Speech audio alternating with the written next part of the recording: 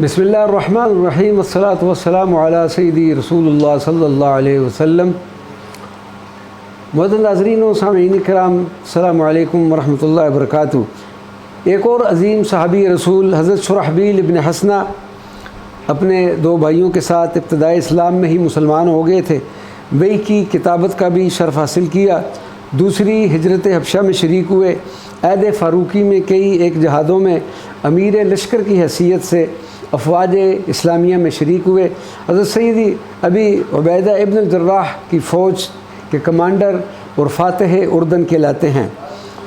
طاعون مواس کی وبا میں 18 ہجری بعمر 67 سال وصال فرمایا۔ وادی اردن میں غور کے مقام پر آپ کا مزار مبارک ہے۔ جس دن حضرت سیدنا ابی عبیدہ ابن الجراح کا وصال ہوا تھا، اسی دن حضرت شرحبیل ابن حسنہ نے بھی جام شہادت نوش فرمایا تھا۔ اللہ تبارک و تعالی ہمیں اس عظیم صحابی رسول کے فیوز و برکات سے مستفید فرمائے۔ وما علینا الا البلاغ المبین۔